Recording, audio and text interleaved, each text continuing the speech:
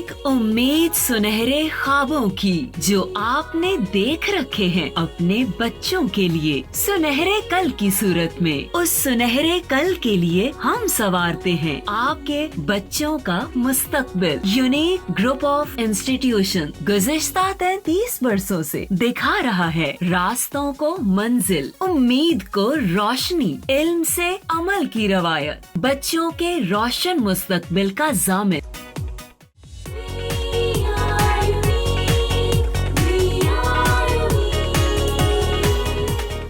अस्सलाम वालेकुम स्टूडेंट्स, आज का हमारा एडिशनल शॉर्ट क्वेश्चन आंसर का लेक्चर नंबर 32। हम प्रीवियस 25 तक additional short question unique notes के डिस्कस कर चुके हैं। 25 के बाद देखते हैं कि हमारा 26 क्वेश्चन में क्या रिक्वायरमेंट है उसकी और क्या पूछ रहा है। ये सारे वही शॉर्ट क्वेश्चन आंसर है बेटा जो हमने टॉपिक्स के अंदर पढ़ चुके हैं। इनको दोबारा से करवाने का पर्पस सिर्फ ये है कि आपको चीज़ें लर्न हो चुकी हों और हो भी जाएँ। What is meant by question है जी, what is meant by ultrasound. Question number 26 है, व्हाट इज़ अल्ट्रासाउंड। तो अल्ट्रासाउंड हम पढ़ चुके हैं। सच साउंड्स, या ऐसे साउंड जिनकी फ्रिक्वेंसी क्या होती है, हायर देन 20,000 हर्ट्ज। अल्ट्रासाउंड क्या है, ऐसे साउंड्स जिनकी फ्रिक्वेंसी हायर देन 20,000 हर्ट्ज होती है, जिनकी फ्रिक्वेंसी क्या है, हायर होती है किससे, 20,000 हर्ट्ज से। They are called as ultrasound और ये they are inaudible to human ear, ये हमें इंसान को नहीं सुन सकता। ठीक है, ये क्वेश्चन नंबर 26 हो गया बेटा। उसके बाद है जी क्वेश्चन नंबर 27। क्वेश्चन नंबर 27 में स्टेटमेंट उसकी ये है, what do you mean by noise pollution. कि नॉइस पोल्यूशन क्या है। आसान सा आंसर देखिएगा, नॉइस पोल्यूशन, नॉइस ऐसा साउंड जो जेरिंग एंड अनप्लेजेंट इफेक्ट देता है हमारे ईयर्स को, दैट इज़ कॉल्ड एज, उसे हम नाम देते हैं नॉइस का। और noise is an undesirable sound that is harmful for health of human and other species. Noise क्या इफेक्ट करता है हमारे इन्वायरमेंट को। सच सिचुएशन, जब वो हमारी इन्वायरमेंट को इफेक्ट करता है तो ऐसी सिचुएशन को हम क्या नाम देते हैं, that is called as noise pollution. यानी इन्वायरमेंट में चेंज, किसी भी तरह का चेंज पॉल्यूशन होता है, चाहे वो साउंड पोल्यूशन हो, चाहे वो वाटर पोल्यूशन हो, चाहे वो एयर पोल्यूशन हो, तो इन्वायरमेंट में चेंज पॉल्यूशन होता है। क्वेश्चन नंबर 28 है जी, what is a tuning fork. जी ट्यूनिंग फोक क्या चीज़ है। देखिएगा, ट्यूनिंग फोक एक ऐसी डिवाइस होती है जिसको हम यूज़ करते हैं। एक ऐसा स्टील का इंस्ट्रूमेंट होता है जो कंसिस्ट करता है किस पर, एक स्टेम पर और दो प्रॉन्ग्स पर। उसे हम क्या नाम देते हैं, it is called as tuning fork. ये स्कूल लैब के अंदर हम इसको यूज़ करते हैं डिवाइस को, किस चीज़ के लिए, टू प्रोड्यूस साउंड। कैसे साउंड प्रोड्यूस होता है, जब हम उसको स्ट्राइक करते हैं किसके साथ, ट्यूनिंग फोक को रबर पैड के साथ या उसके प्रॉन्ग्स को हैमर के साथ स्ट्राइक करते हैं, तो उसके जो प्रॉन्ग्स होते हैं, जो आर्म्स होते हैं, वाइब्रेट करते हैं, जो क्या प्रोड्यूस करते हैं, साउंड। जब हम उसे कान के पास लेके आएंगे तो हमें बहुत फीबल साउंड सुनाई देगा। अगर हम उसे किसी सरफेस पर प्लेस करेंगे तो थोड़ा सा ज़रा लाउडर साउंड सुनाई देगा। क्वेश्चन नंबर 29 है, व्हाट इज़ 29 में बेटा क्वेश्चन है, why sound waves are called as mechanical waves. चलो बड़ी दफ़ा मैं बता चुका हूँ कि साउंड वेव्स को हम मैकेनिकल वेव्स क्यों कहते हैं। जो साउंड वेव्स होती हैं, साउंड वेव्स मैकेनिकल वेव्स क्यों हैं भाई बेटा। साउंड वेव्स मैकेनिकल वेव्स इसलिए हैं कि मैकेनिकल वेव्स वो वेव होती हैं, those wave which require medium for their propagation या ट्रैवलिंग। जिन्हें अपनी प्रोपोगेशन के लिए या ट्रैवलिंग के लिए मीडियम चाहिए होता है, वो वेव मैकेनिकल वेव होती है। तो साउंड को भी मीडियम चाहिए फॉर देयर ट्रैवलिंग या propagation, that is why they are called as mechanical waves. Mechanical waves हैं तो फिर बता रहा हूँ कि इनके अंदर एनर्जी कौन सी होती है, they have mechanical energy. Energy भी कौन सी है, मैकेनिकल एनर्जी होती है। क्वेश्चन नंबर 29 तक एडिशनल शॉर्ट क्वेश्चन ख़त्म हो गए। फिर कुछ और शॉर्ट क्वेश्चन बने हुए हैं जो कि साइड इन्फॉर्मेशन से रिलेटेड हैं, यानी साइड पे जो इन्फॉर्मेशन गिवन है आपकी बुक के अंदर, उन साइड इन्फॉर्मेशन से रिलेटेड कुछ शॉर्ट क्वेश्चंस और हैं, वो देख लेते हैं कि वो साइड इन्फॉर्मेशन से रिलेटेड शॉर्ट क्वेश्चन क्या है। How is sound produce. भाई साउंड कैसे प्रोड्यूस होता है, याद रखिए, साउंड कैसे प्रोड्यूस होगा, वेन एवर बॉडी वाइब्रेट, यानी वाइब्रेशन ऑफ ऑब्जेक्ट्स क्या करती है, साउंड प्रोड्यूस करती हैं।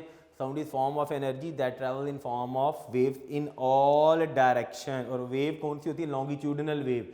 और उन लॉन्गिट्यूडनल वेव की नेचर, लॉन्गिट्यूडनल वेव को हम कंप्रेशनल वेव भी कहते हैं because they produce compression and rarefaction. ठीक है, याद रखिए व्हेन एवर साउंड प्रोड्यूस, जब भी साउंड प्रोड्यूस हो रहा होता है तो साउंड मेरा बेटा ऑल डायरेक्शन के अंदर, हर डायरेक्शन के अंदर ट्रैवल करता है इक्वली। यानी मैं अभी बोल रहा हूँ तो मेरी आवाज़ ये हर डायरेक्शन में एक जितनी ही जा रही है। क्वेश्चन नंबर 31 में है, ये साइड इंफॉर्मेशन वाले क्वेश्चन बता रहा हूँ। How can we hear the sound through stethoscope, कि हम स्टेथोस्कोप से कैसे साउंड को सुन सकते हैं। मैंने टॉपिक के अंदर डिस्कस भी किया था जब मैंने पढ़ाया था कि स्टेथोस्कोप एक्चुअली किस प्रिंसिपल पर वर्क करती है, on multiple reflection of sound. उस स्टेथोस्कोप के अंदर एक ईयर पीस होता है, यानी जो लिसनर ने अपने ईयर पर लगाया होता है, एक उसका चेस्ट पीस होता है जिसके अंदर एक डायाफ्रेम लगा होता है। वो जब डायाफ्रेम प्लेस किया जाता है ह्यूमंस की बॉडी की चेस्ट पर, ठीक है, तो वो डायाफ्रेम वाइब्रेट करता है, उसकी वाइब्रेशन से एक्वेस्टिक प्रेशर वेव्स प्रोड्यूस होती हैं जो आफ्टर मल्टीपल रिफ्लेक्शन ट्रैवल करके जाती हैं थ्रू लिसनर ईयर्स।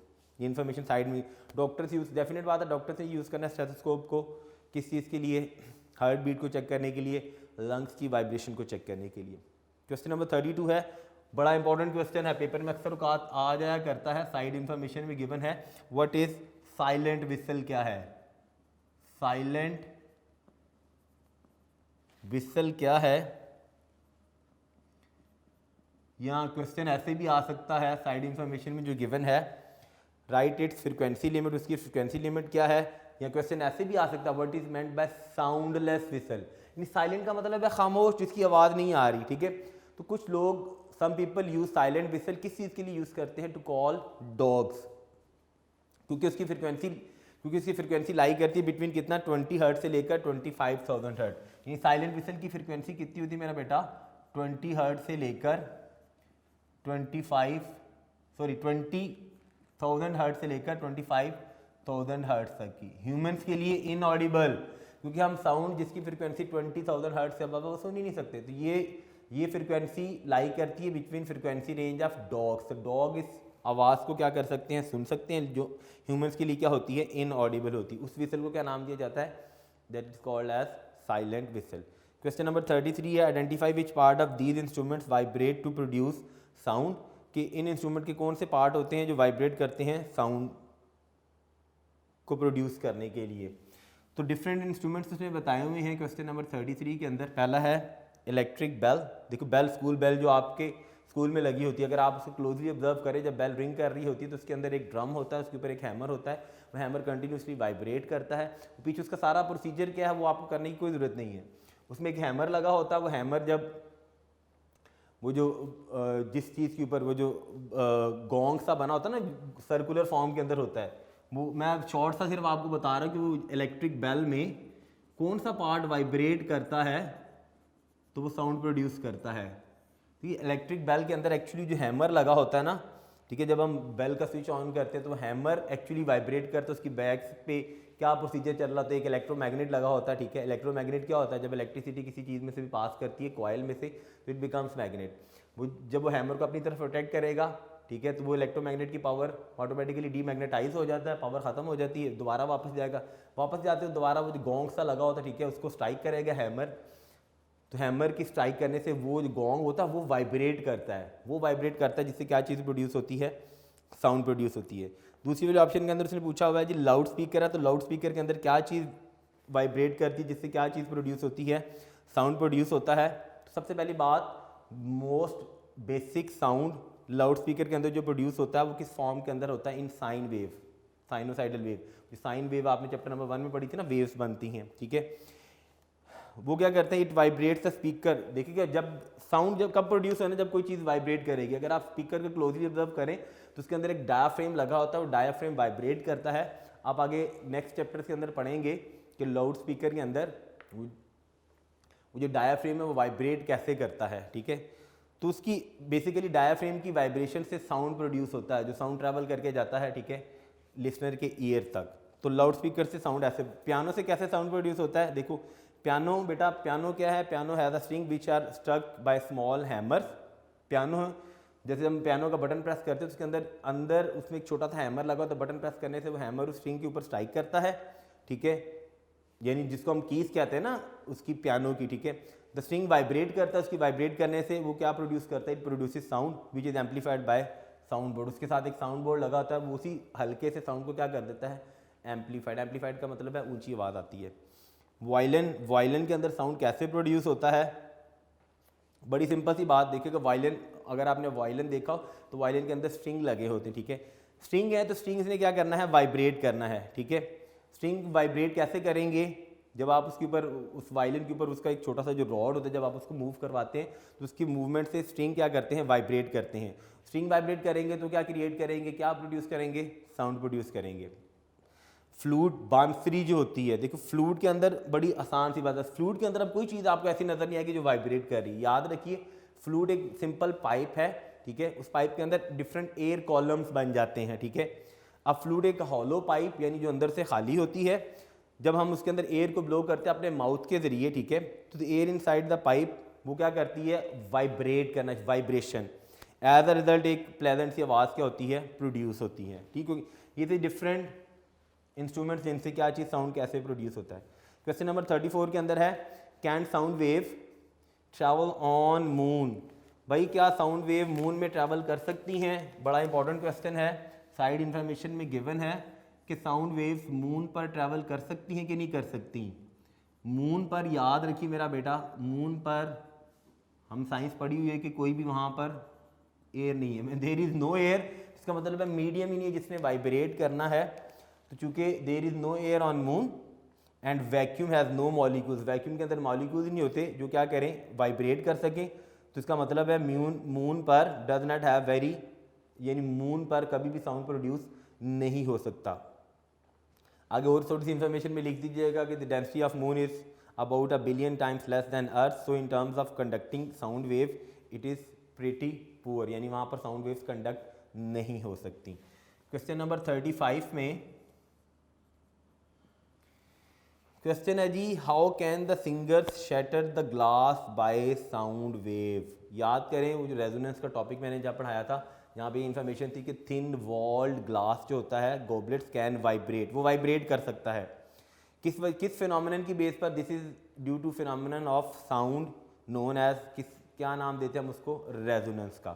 तो कुछ सिंगर्स ऐसे होते हैं जो प्रोड्यूस करते हैं क्या चीज़, एक लाउड नोट ऑफ पर्टिकुलर ख़ास फ्रिक्वेंसी के एक लाउड नोट प्रोड्यूस करते हैं, जो क्या करता है, जो उस ग्लास को वाइब्रेट करवाएगा, या उसकी वाइब्रेशन इक्वल होगी उसकी नेचुरल फ्रिक्वेंसी की, या हायर हो जाएगी, जिसकी वजह से वो जो ग्लास क्या हो जाता है, शैटर्ड, टूट सकता है।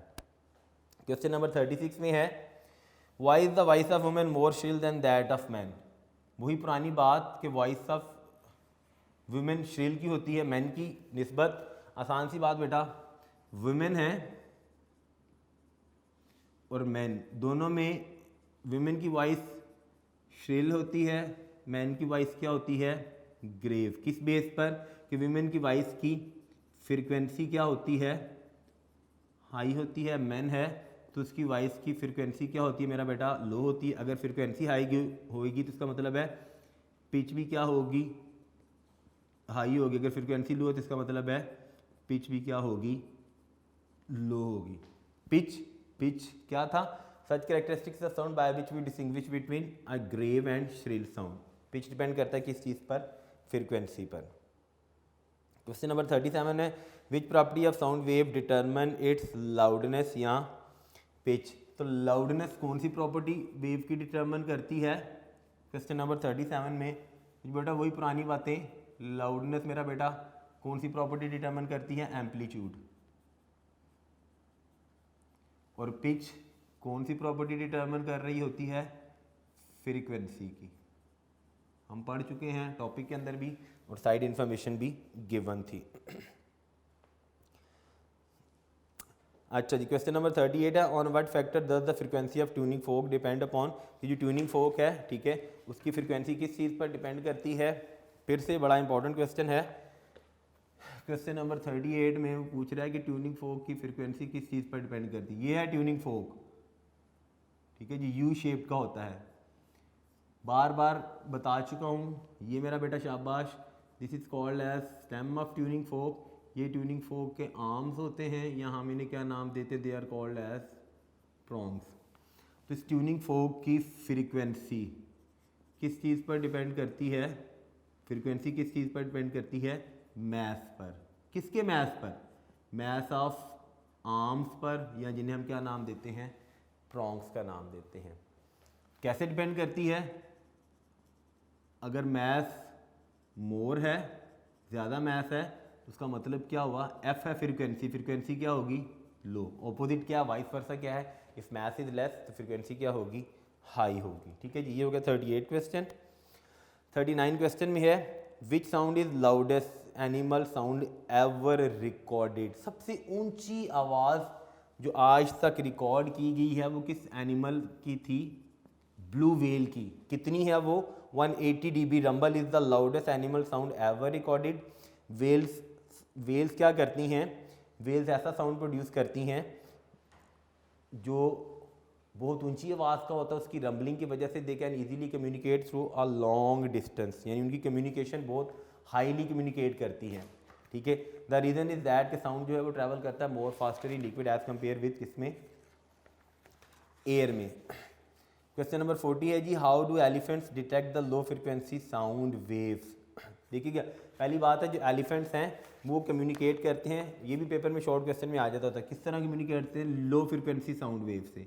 अब उनके जो बड़े बड़े ईयर्स होते हैं, अगर उसकी फ्रिक्वेंसी लो है तो उसकी वेवलेंथ क्या होगी? हाई। वेवलेंथ हाई होने का मतलब है साउंड लॉन्गर डिस्टेंस कवर करेगा। तो बड़े बड़े कान होने की वजह से they can easily communicate, effectively communicate through longer distance, यानी बहुत किलोमीटर तक वो ईजिली क्या कर सकते हैं? कम्युनिकेट कर सकते हैं by detecting low frequency sound waves को। क्वेश्चन नंबर 41 में है can we see sound wave on screen. जी बिल्कुल, हम साउंड वेव को स्क्रीन पर देख सकते हैं, बिल्कुल देख सकते हैं। उसके लिए हम एक डिवाइस यूज़ करते हैं जिसको हम क्या नाम देते हैं? ऑसिलोस्कोप का, जो यूज़ होती है किस चीज़ के लिए? साउंड वेव्स की पिक्चर प्रोड्यूस हो रही होती है उसके ऊपर। क्वेश्चन नंबर 42 में बेटा what is the highest frequency range of the following. वो इन्फॉर्मेशन बुक में एक टेबल है, बड़ा इंपॉर्टेंट टेबल है, जिसके अंदर डिफरेंट एनिमल्स की फ्रिक्वेंसी रेंज गिवन है। ठीक है, तो फ्रिक्वेंसी रेंज आपने याद कर लेनी है। बैट्स की कितनी होती है? 120,000 हर्ट्ज़ की। माइस है तो माइस की कितनी होती है? 100,000 की। डॉग्स की कितनी होती है? 35,000 की। और कैट्स की गिवन है, कैट्स की कितनी होती है? 25,000 की। तो इनकी डिफरेंट फ्रिक्वेंसी रेंज आपने याद कर लेनी है। क्वेश्चन नंबर 43 में है जी by whom and when was the speed of sound in air first accurately measure. किसने की थी और कब एक्यूरेटली मेजर हुई थी स्पीड ऑफ साउंड? किसमें? एयर में। तो साइड इन्फॉर्मेशन के अंदर गिवन है कि speed of sound in air was first accurately measured कब हुई थी? 1738 के अंदर बाय मेंबर ऑफ एक फ्रेंच एकेडमी थी, उसके मेंबर से जिन्होंने 1738 के अंदर स्पीड ऑफ साउंड मेजर की थी। कैसे मेजर की थी उन्होंने? दो कैनन्स लिए, were set up two hills approximately 29 kilometre apart.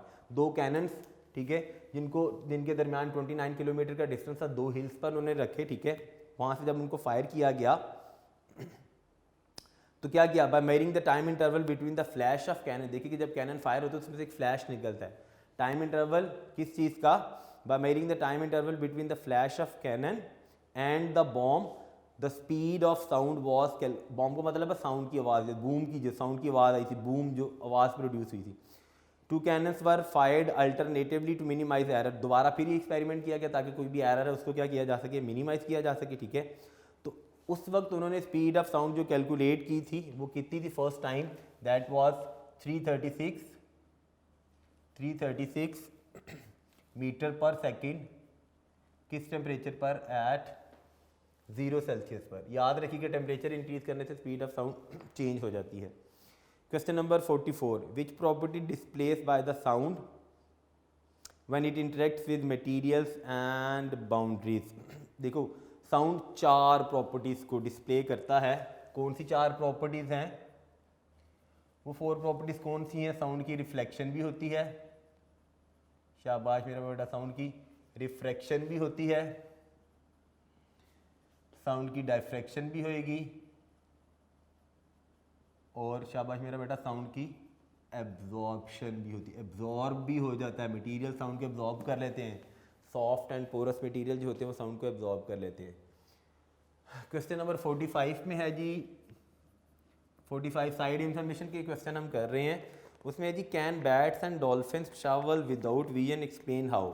जी बिल्कुल, आपने एक फ्रेज सुनी होगी, the phrase blind as bat. is a false statement. Bat have some vision using light, but when placed in a pitch black room crisscrossed with fine wire, they can easily fly around and unerringly locate tiny flying insects for food. We usually assume that vision requires light, but both bats and dolphin have. हमने ये सुना ना कि रोशनी है तो हमें चीज़ें नज़र आएंगी, लेकिन बैट्स और डॉल्फिन्स जो हैं, ठीक है, they have the ability to see. वो कैसे देखते हैं? By using sound wave. Science and technology में रिसर्च हो रही है कि वो रिसर्च क्या है? Research in science and technology have developed eyes that enable humans also to see using sound wave. ऐसी टेक्नोलॉजी, एडवांस टेक्नोलॉजी आ रही है कि हम साउंड वेव की मदद से देख सकते हैं. जैसे बैट्स अंधेरे में उन्हें नज़र कैसे आता है, ठीक है, किस बेस पर? वो साउंड वेव्स की बेस पर वो क्या करती हैं, उन्हें जहाँ पर डार्कनेस होती है वहाँ पे वो इजीली देख सकती हैं.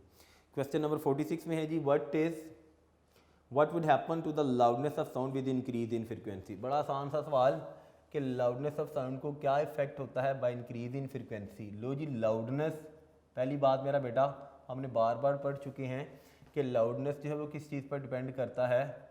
एम्पलीट्यूड पर. अब loudness does not depend upon किस चीज़ पर? फ्रीक्वेंसी पर. भाई फ्रीक्वेंसी को मेरा बेटा जितना मर्जी चेंज कर दे उससे लाउडनेस को कोई भी इफेक्ट नहीं होता. अच्छा जी, क्वेश्चन नंबर 47 है बेटा, how does speed of sound very with temperature. देखो स्पीड ऑफ साउंड टेम्परेचर के साथ कैसे वेरी करती है. जब टेम्परेचर लो होगा, याद करें स्पीड ऑफ साउंड हमने टॉपिक में पढ़ा था कि speed of sound 3 physical factors, किस चीज़ पर? टेम्परेचर पर, प्रेशर पर और ह्यूमिडिटी पर डिपेंड करती है. अगर टेम्परेचर लो है तो स्पीड ऑफ साउंड लो हो जाती है, अगर टेम्परेचर हाई है तो स्पीड ऑफ साउंड क्या हो जाती है? हाई हो जाती है. ठीक है, ये फैक्टर बड़ी सिंपल सी बात है. 48 में है, what is the relationship between decibel scale and amplitude of sound wave. देखो जी, जो डेसिबल स्केल है, द डेसिबल स्केल है logarithmic measure of amplitude of sound wave है. Logarithmic measure of amplitude of sound wave है. और in a logarithmic scale equal interval correspond किस चीज़ की इक्वल होता है? बाय मल्टीप्लाइंग किस फैक्टर के साथ हम उसे मल्टीप्लाई करते हैं? 10 के साथ, instead of adding equal amount. यानी 10 के साथ हम उसे मल्टीप्लाई कर देते हैं, इक्वल अमाउंट ऐड नहीं करते. क्वेश्चन नंबर 49 में है जी, suppose you and your friend are on the moon, will you able to hear any sound produce by your friend. बड़ी सिंपल सी बात, हम मून पर हैं, ठीक है, तो मून पर अल्लाह करे चले जाएं मून पर, पाकिस्तान वाले भी, ठीक है. तो क्वेश्चन उसका ये है कि अगर हम मून पर हैं तो क्या हम वहाँ पर कोई साउंड सुन सकते हैं? बिल्कुल नहीं. We can not hear any sound on the moon because moon पर there is no medium and sound, जहाँ पर मीडियम नहीं है, sound waves can not travel in vacuum. Sound waves जो हैं वो वैक्यूम में ट्रैवल नहीं करती जी. यहाँ पर बच्चों हमारे साइड इन्फॉर्मेशन वाले भी सारे क्वेश्चन आंसर ख़त्म हो गए, ठीक है. हम सॉल्व्ड एग्जाम्पल्स भी कर चुके हुए हैं, जो 3 सॉल्व एग्जाम्पल थी. अब हम देखते हैं अपने न्यूमेरिकल प्रॉब्लम भी, हम 2 न्यूमेरिकल प्रॉब्लम कर चुके हुए हैं. 11.1 और 11.2 न्यूमेरिकल प्रॉब्लम हम ऑलरेडी सॉल्व कर चुके हुए हैं, ठीक है. इस लेक्चर को कंटिन्यू करते हैं आगे, थोड़ा सा हम न्यूमेरिकल प्रॉब्लम सॉल्व करते हैं. न्यूमेरिकल प्रॉब्लम नंबर 11.3, वो देखते हैं कि उसकी स्टेटमेंट क्या है और उसका डाटा सोल्यूशन और बाकी चीज़ें क्या हैं. जी बेटा, न्यूमेरिकल नंबर 11.3 न्यूमेरिकल प्रॉब्लम्स. हम ऑलरेडी 11.2 तक न्यूमेरिकल प्रॉब्लम्स कर चुके हैं. जब हमने टॉपिक डिस्कस किया था साउंड इंटेंसिटी लेवल का, तो उसमें उसी से रेलेवेंट 2 न्यूमेरिकल प्रॉब्लम्स से वो हमने डिस्कस कर लिए हैं. 11.3 की स्टेटमेंट देखते हैं. स्टेटमेंट में लिखा हुआ है, एट पर्टिकुलर टेम्परेचर, किसी ख़ास टेम्परेचर पर the speed of sound in air is 330 metre. देखिए डाटा आया, जो चीज़ आई साथ उसको वैसे ही साथ लिख लें. तो पहली चीज़ हम उन्हीं 5 हेडिंग्स के साथ न्यूमेरिकल को करेंगे. डाटा में जो गिवन है, कहाँ से डाटा है? Speed of sound in air कितनी गिवन की उसने बेटा? 330 मीटर पर सेकेंड. तो पहली चीज़ डाटा में क्या आ गई? Speed of sound. तो जी speed of sound in air, उसको हम v के साथ रिप्रेजेंट करते हैं. वो कितनी गिवन है जी? 330 मीटर पर सेकेंड की. कहता है if wavelength of a note is 5 centimetre. कहते हैं एक आवाज़ जो आ रही है, नोट किसी भी चीज़ का, लाइक पियानो है तो उससे भी जो साउंड प्रोड्यूस होता है उसका एक पर्टिकुलर नोट होता है, स्ट्रिंग है उसका पर्टिकुलर नोट होता है. कहते हैं किसी भी नोट की वेवलेंथ कितनी है? 5 सेंटीमीटर. तो जी बेटा दूसरी चीज़ डाटा के अंदर क्या आ गई हमारे पास, वेवलेंथ ऑफ नोड, और वेवलेंथ को लैम्डा के साथ रिप्रेजेंट करते हैं। उसकी वैल्यू कितनी गिवन है मेरा बेटा, 5 सेंटीमीटर। लो जी यूनिट वेवलेंथ डिस्टेंस होता है, यूनिट डिस्टेंस का हमने 9th क्लास में पढ़ा था, डिस्टेंस का यूनिट मीटर होता है। इसको इधर ही चेंज कर लें, 5 सेंटीमीटर है तो मीटर बनाने के लिए 5 को डिवाइड करें 100 के साथ, 5 को डिवाइड किया 100 के साथ, वी गेट 0.05, और यूनिट क्या बन गया हमारे पास अब मीटर। कितना यूनिट बन गया जी, 0.05। 5 को डिवाइड किया हमने 100 के साथ, 0.05 आ गया। लेकिन इतनी सारी आगे चीज़ बेटा हमारे पास, कैलकुलेट। कैलकुलेट का मतलब है हम अपनी दूसरी हेडिंग के अंदर आ जाएंगे, टू फाइंड। भाई फाइंड हमने क्या करना है, फाइंड में हमने करना है फ्रीक्वेंसी ऑफ साउंड वेव। तो जी बेटा हमने फाइंड आउट करनी है क्या चीज़, फ्रीक्वेंसी ऑफ साउंड वेव। भाई वो साउंड वेव जो ये नोट बना रही थी, ठीक है, फ्रीक्वेंसी को रिप्रेजेंट करते हैं हम एफ के साथ, ये हमने फाइंड आउट करनी है। और हमने साथ और भी एक रिजल्ट में ये बताना है कि is this frequency in the Audible range of human ear, क्या ये frequency Audible range of human ear में एग्जिस्ट करती है। हम याद करें Audible range of human ear कितनी थी, 20 हर्ट्ज से लेकर 20,000 हर्ट्ज। अब हम आंसर देखेंगे कि आंसर हमारा जो आता है फ्रीक्वेंसी का, क्या वो यही आता है रिलेशन। तो जी टू फाइंड के बाद हमारा फार्मूला मेरा बेटा क्या था, फार्मूला कैसे हम बनाएंगे, बड़ी सिंपल सी बात, हम देखते हैं वी लैम्डा और एफ में रिलेशन क्या एग्जिस्ट करता है। हमने चैप्टर नंबर 1 में भी पढ़ा था। फार्मूला था हमारे पास actually v is equal to F lambda. इसी की हम थोड़ी सी शेप चेंज करेंगे मेरा बेटा, क्योंकि हमने एफ फाइंड आउट करना है। तो v over lambda is equal to हो गया f, या इसको मैं ऐसे लिख सकता हूँ, f is equal to v over lambda, यानी लेफ्ट साइड राइट साइड दोनों को मैंने इंटरचेंज कर दिया। ये हमारा फार्मूला था जी। फार्मूला के बाद आ जाइएगा बेटा सोल्यूशन पर। सोल्यूशन में हमने इसी फार्मूला के अंदर सिंपल सी वैल्यूज को सब्स्टिट्यूट करना है और हमारे पास आंसर आ जाएगा जी। f is equal to V over lambda, f is equal to V over lambda, ये था जी फार्मूला। जी f ऐसे ही आया, ठीक है जी। हम देखें v स्पीड कितनी थी, 330। लीजिए यहाँ मैंने वैल्यू लिखी 330, इसको मैंने डिवाइड किया लैम्डा की वैल्यू मैं कौन सी यूज़ करूँगा, 0.05। तो 0.05 फ्रीक्वेंसी f, 330 को बेटा 0.05 से डिवाइड करें, कैलकुलेटर से डिवाइड कीजिएगा, ज़ुबानी मत करने की कोशिश कीजिएगा। 330 डिवाइडेड बाय 0.05, तो वी गेट 66। हमारे पास आंसर आया कितना, 6600। 6600 का मतलब क्या हुआ, 6.6 इंटू 10⁻³ फ्रीक्वेंसी का आंसर आया बेटा हमारे पास। आंसर ये बन रहा है 6600 फ्रीक्वेंसी है, तो शाबाश, उसका यूनिट क्या होगा, हर्ट्स। इसको मैं ऐसे लिख सकता हूँ, अगर इसको मैं साइंटिफिक नोटेशन में लिखूँ तो 6.6 इंटू 10⁻³ कितना यूनिट आया, हर्ट्स का। ये आ गई है मेरे पास फ्रीक्वेंसी, ठीक है जी। ये सोल्यूशन हो गया। सोल्यूशन के बाद लास्ट वाली हेडिंग थी हमारी किस चीज़ की, रिजल्ट की। रिजल्ट हमारे पास क्या आया है, रिजल्ट वही चीज़ जो हमने फाइंड आउट की है, फ्रीक्वेंसी, ठीक है, फ्रीक्वेंसी ऑफ साउंड वेव। तो पूरा लिख लें या खाली सिंपल वर्ड लिख लें फ्रीक्वेंसी का, तो frequency of sound wave f is equal to हमने कितनी निकाली है, 6.6 इंटू 10⁻³ हर्ट्स की। अब क्वेश्चन उसका ये था, एक हिस्सा उसका ये भी था कि is this frequency in the Audible range of human ear, के क्या ये frequency Audible range of human ear में एग्जिस्ट करती है। 6600 बनी थी ना, हमारी कितनी रेंज है, 20 से ऊपर और 20,000 तक, उससे ऊपर नहीं सुन सकते।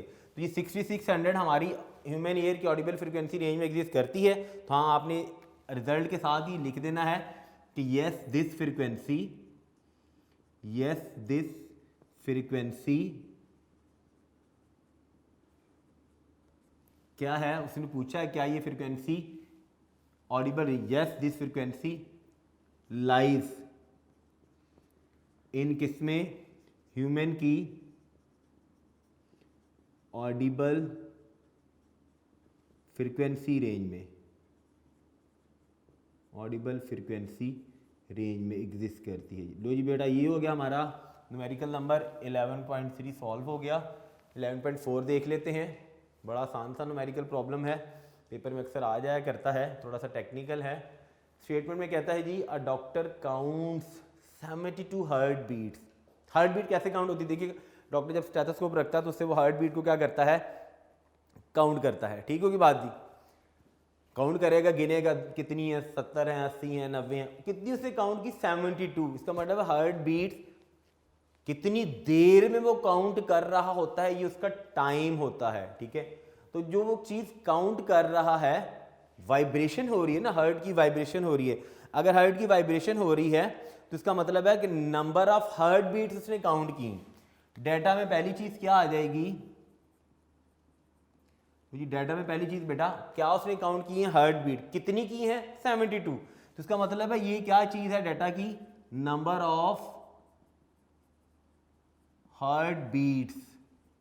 उसको हम स्मॉल एन के साथ रिप्रेजेंट कर लेते हैं। वो कितनी उसने काउंट की है? 72। कि किसी भी पर्सन की उसने 72 हार्ट बीट, 72 टाइम्स हार्ट ने वाइब्रेट किया है। ठीक है जी। देन और साथ में क्या उसने गिवन किया? कितनी देर में उसने की? इन 1 मिनट। भाई कितनी देर उसने ली? टाइम उसने कितना कंज्यूम किया? टाइम टी कितना है मेरा बेटा? 1 मिनट का। मिनट है तो टाइम का यूनिट हमने पढ़ा है सेकंड, तो मिनट से सेकंड बना लें। 1 मिनट में बिल्कुल आपको पता है 1 मिनट में कितने सेकंड होते हैं। इसका मतलब है यहाँ पे टाइम टी किसकी इक्वल आ गया? 60 सेकंड्स के। क्लियर होगी बात दी? ये 60 सेकंड्स बन गए। अब हमने फाइंड क्या करना है? Calculate frequency and period of heart beats. Period का मतलब है टाइम पीरियड। बच्चे को कंफ्यूज करके वैसे वर्ड यूज करता है। क्या चीज हमने फाइंड आउट करना है? Time period. ये बुक में नहीं लिखा, मैंने आपको बताया कि हमने क्या चीज कैलकुलेट करनी है? टाइम पीरियड कैलकुलेट करना है जी।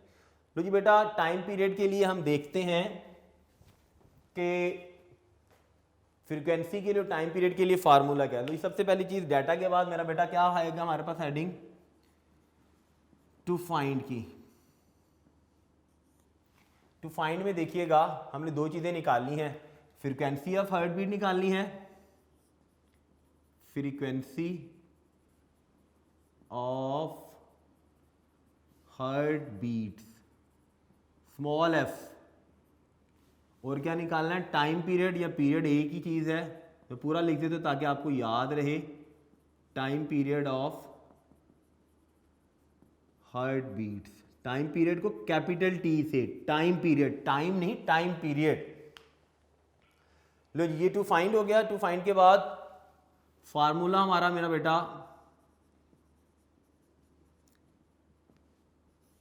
फार्मूला क्या है?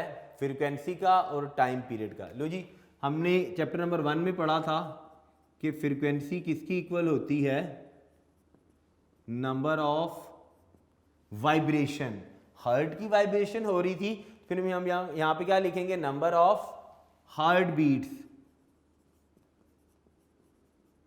डिवाइडेड बाय उन नंबर ऑफ हार्ट बीट ने कितना क्या लिया?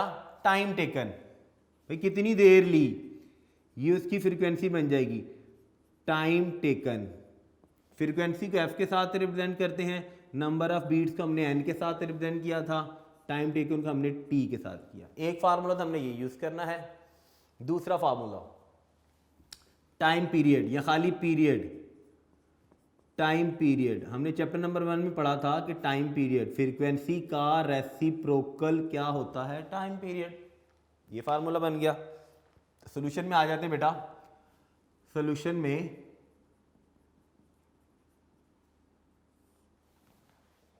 पहले हम फ्रीक्वेंसी फाइंड आउट कर लेते हैं। F is equal to number of heart beats कितनी थी? 72। शाबाश मेरा बेटा।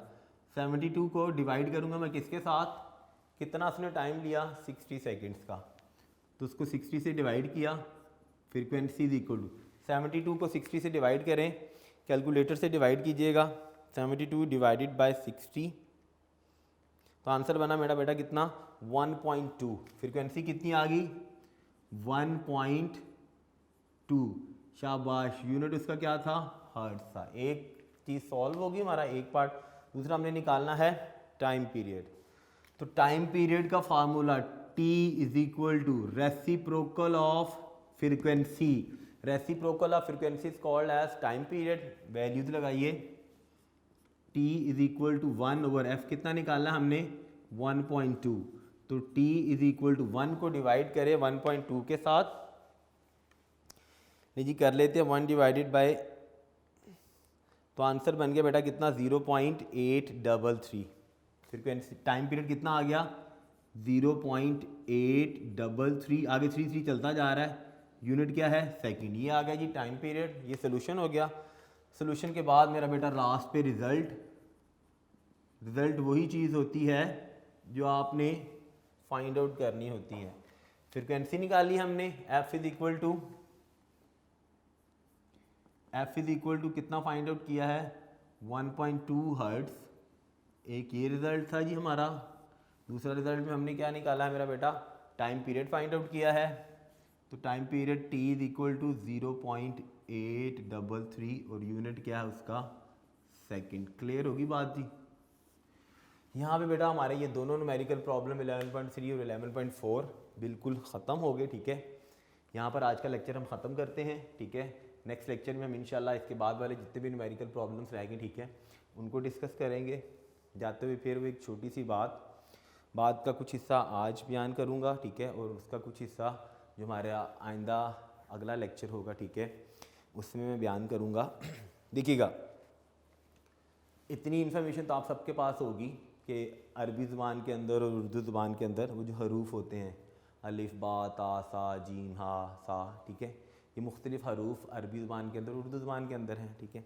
इनमें से कुछ हरूफ, ये छोटी सी इन्फॉर्मेशन है जो मैं आपको बता रहा हूँ, इनमें से कुछ हरूफ नुक्ते वाले होते हैं और कुछ हरूफ बग़ैर नुक्ते के हैं। ये कुछ हरूफ नुक्ते वाले हैं और कुछ हरूफ बग़ैर नुक्ते के हैं। जो नुक्ते वाले हरूफ होते हैं वो कमज़ोर हरूफ समझे जाते हैं, और जो बग़ैर नुक्ते वाला हरूफ होता है या हरफ होता है, ठीक है, वो ताकतवर समझा जाता है। छोटी सी मिसाल के साथ समझाने की कोशिश करता हूँ कि जैसे सीन है, तो सीन को बताने के लिए, सीन को अपना आप बताने के लिए किसी नुक्ते की ज़रूरत नहीं पड़ी। जैसे शीन है, तो शीन को अपना आप बताने के लिए 3 नुक्तों की ज़रूरत पड़ी। रा है, तो रा को अपना आप बताने के लिए किसी नुक्ते की ज़रूरत नहीं पड़ी। ऐसे ही ज़ा है, तो ज़ा को अपना आप बताने के लिए नुक्ते की ज़रूरत पड़ी। रब्बुल आलमीन ने जब अपना, मैं ये बता रहा हूँ कि नुक्ते वाले हरूफ कमज़ोर समझे जाते हैं, बग़ैर नुक्ते वाले हरूफ में बहुत ताकत होती है, वो बहुत ताकतवर होते हैं। रब्बुल आलमीन ने जब अपना नाम बनाया तो अल्लाह बग़ैर नुक्ते के नाम है, ठीक है। जब रब्बुल आलमीन ने अपने महबूब का नाम रखा मुहम्मद, देखिएगा मोहम्मद में भी आपको कोई नुक्ता नहीं नज़र आता। ऐसे ही जब अहमद नाम रखा गया रसूल पाक सल्लल्लाहु अलैहि वसल्लम का, तो अहमद में भी देखिएगा कोई नुक्ता नहीं नज़र आया आपको। फिर अल्लाह में कितने हरूफ हैं, मोहम्मद में कितने हरूफ हैं और अहमद में कितने हरूफ हैं, और अल्लाह ताला ने जो कलमा बनाया उसको तराजू में कैसे तोल के एक जैसा बनाया, ये बात हम इंशाल्लाह अपने अगले लेक्चर में डिस्कस करेंगे, ठीक है। तब तक के लिए बेटा अपना बहुत सारा ख्याल रखिएगा, ख़ुद भी सेफ रहिएगा और अपने प्यारों को भी सेफ रखिएगा। अल्लाह हाफ़िज़।